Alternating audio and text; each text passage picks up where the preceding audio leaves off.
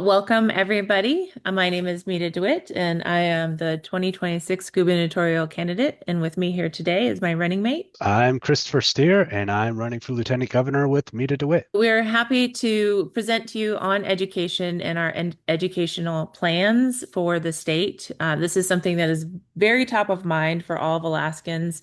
We've heard from people in Nome and Wrangell and Yakutat and Ketchikan and Fairbanks and Anchorage and all over the Matsu Valley. Everyone is concerned about funding the education for our youth, keeping our youth in the state, assisting them in graduating and giving them the best education possible, and then helping them transition into good paying, skilled jobs. Right off the bat, we need to settle the BSA lawsuit. We need to pay the BSA and what's due to the schools. They're shutting down left and right. The classes are over capacity. We have teachers with 30 to 40 students. It's just ridiculous. And we actually heard from some folks that said, the reason why they voted for the last governor was because they thought that they would be good for education. And so there's a lot of communities that are barely hanging on with low attendance or low enrollment rates. Some communities are choosing to send kids, to like Mount Edgecombe for a better opportunity. But what happens is when you start sending kids out of the community for school, whether it's, high school or college, it reduces their potential of staying in community. It's the same thing. Like if we send kids out of state for college, they're more likely to stay out of state than the kids who stay in state and go to college. So this is important to us now in the present and also for our future. So like I said, increasing that BSA, we had to increase last year, but it didn't even meet inflation rates. And then we also have to look at the infrastructure. Our schools are falling apart. We've had not only 8 years, but 12 years of budget cuts. And so we have deferred maintenance. It's completely outdated, and it's going to cost a lot of money to fix the schools because it's all decayed. Just recently, I was looking at the Perry preschool, if I got that right, and how it has intergenerational effects on kids. But even in the case of a control group of preschoolers and before preschoolers going through this program and not, it can cut two-thirds of the number of students who are ever suspended, addicted, or arrested in their lifetimes, and increase by 50% the number that end up being full-time employed or self-employed. So we have a lot of opportunities because this is us getting far more bang for the buck on the investment in our people when they're young than down the line when we're trying to reintegrate uh, people back into our society when they've had addiction problems or criminal problems or other kind of other things down the line. So the value of education cannot be understated. And the delivery of that education, there are very key personnel that's part of that. We have the commissioner of deed. We need to put in a commissioner who actually understands the educational system here in the state and the complexities of rural Alaska and the needs that are relevant and apparent to what it means to deliver good care and good education. In the Constitution, it says the guarantee of education for every child, and that's the Alaska Constitution. Guarantee of education for every child, and it's not just any education, it's good education. And we also have to look at the partnerships and the people who will be doing it. So there is a school, there's a board that oversees the education. There are 7 members and they rotate. So looking at, whose seats are coming up, how can we put in people who understand these issues and who have the energy to tackle them, right? We Hmm. also need to look at the teachers. So the teachers are categorically underpaid. They also do not have defined benefit pension options. We saw that vetoed just recently by, the current governor, because he was playing with people's futures, holding them hostage, trying to get the gas bill through. We should not be pitting our children their education, their well-being, their future against as like a pawn to use. This notion that we're dissatisfied with our school system, so we're not going to pay them until they start producing good results, right? And I mean that kind of hits a nerve for me because that's like sending your soldiers into battle without bullets until they start winning wars, or winning battles. And you're just like, what do you? That doesn't even begin to make sense. We need to give our teachers the best tools, the best resources so that they can be doing a good job. And if things aren't, if we're not getting the results we want, that usually has a lot to do with leadership in breaking down where the problems are and getting into that and fixing things, not just pulling our funds out and expecting them to like magically fix themselves. Thank you. I like that analogy because I mean that's what is actually happening. Within that is also, opening pathways for licensure so we can help our teachers have a defined pathway to then have further degrees. And the way the system works is the more degrees that they have, advanced degrees, the higher pay scale they can get. The challenge is we're then expecting teachers to take on huge amounts of student loans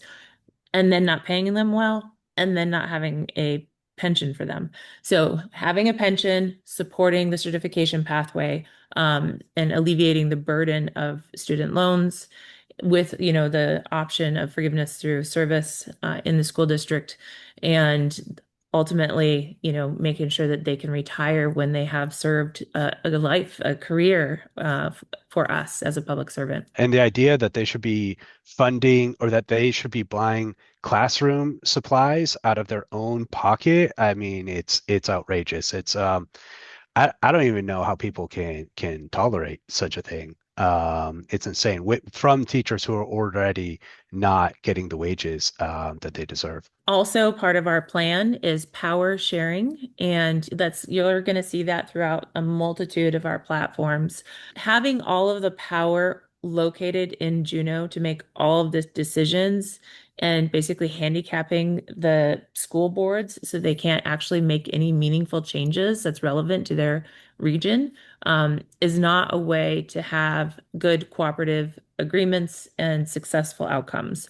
So we are going to look at power sharing and even potentially compacting, and then also providing technical assistance and consultation, so that we can deliver these programs for a better price. And that actually goes a lot with our ideas about being able to tailor school programs to their localities, right? And what kinds of things we're teaching in rural Alaska that might be more topical and meaningful for the students there, as opposed to this one size fits all education track. School is a place that we want the kids to enjoy going to. If it's overcrowded, they're not getting the support they need, they've, deflated, it's falling apart, they won't want to be there. And we have a huge issue with chronic absenteeism. There's about 40 to 44,000 kids who are chronically absentee in the state. For a state that only has 730,000 people, that's terrible. First of all,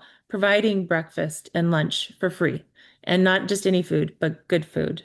Also Mhm. bringing back, music, dance, art, sports, all of those things that they actually appreciate, and reducing class size, making sure that there's enough assistance so that they're getting the help that they need and their confidence in learning and expressing that new education and knowledge that they're bringing in. If you shut them down or they don't get the help, it doesn't take very many times before they stop asking, and we lose the opportunity to support them. Another thing that's in our platform is funding the Alaska Reads Act. There's some people who are very proud of the Alaska Reads Act, but it's not adequately funded. And again, it is held from Juneau and is then mandated out.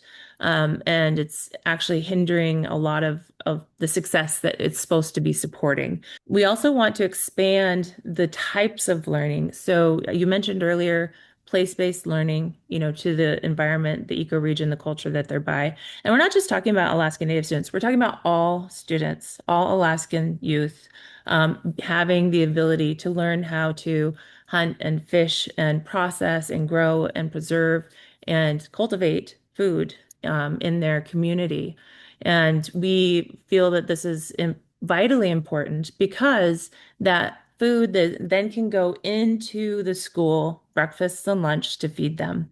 Was asked, how are you going to get kids to eat all those vegetables? And my response is, have you ever seen a kid who's grown their own vegetable? They love it. They're so excited to eat it. It's magical to them. And then even better, they get to share it with their family. Especially for a state that is facing so much food insecurity.